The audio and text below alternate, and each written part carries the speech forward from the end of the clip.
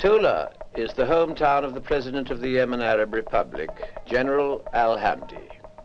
As morning light breaks, the rocks in the buildings turn to gold.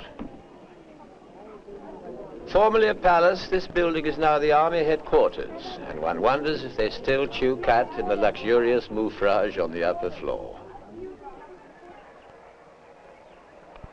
At Tula, two of the concerned nurses have set up a clinic.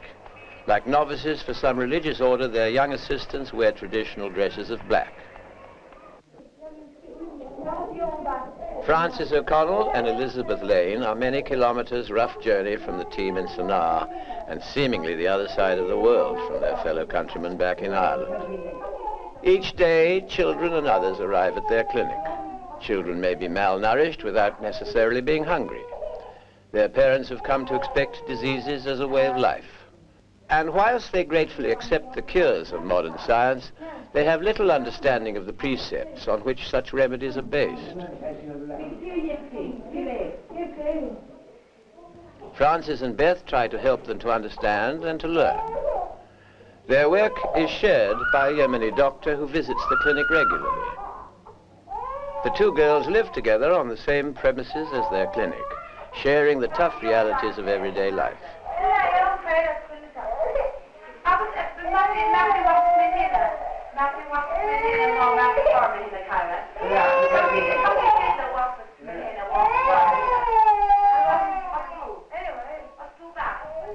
Fifty 50% of all children born in the Yemen will die before they reach the age of 12.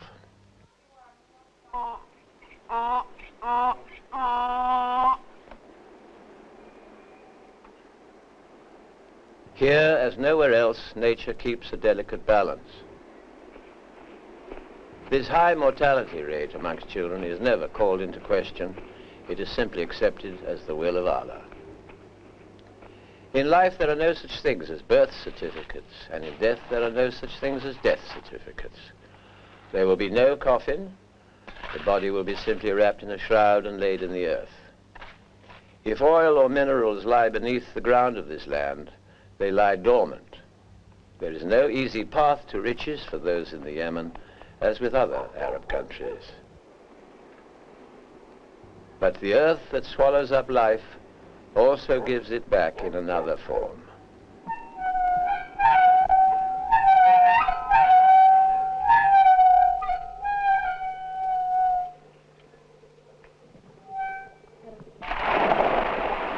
The method by which water is drawn from the ground for irrigation has been operating for centuries, much as it is now.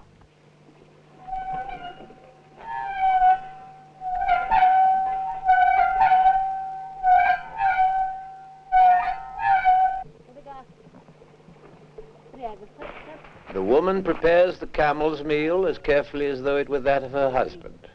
And as the camel is ready for his next descent, so he is encouraged.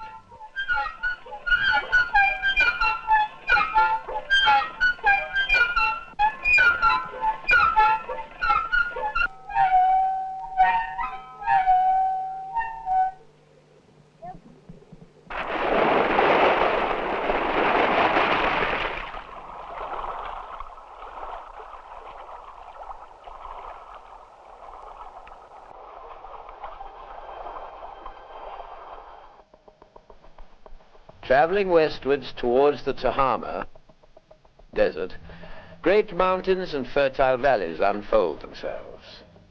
In places, the scenery is breathtaking. Small agricultural communities nurture the soil wherever it reveals itself from beneath the rock. Most who live in these areas will have seen no other parts of the world. They live, toil, and die within these valleys. Frequently, they will have to carry their burdens for many miles. Fuel and food is valuable. Life is expendable.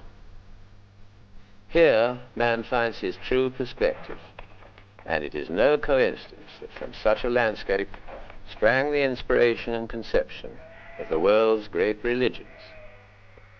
As at the time of Christ, shepherds live in the mountains with their flocks. But as evening comes, those forming part of the agricultural communities will find their way home to the shelter of the valleys.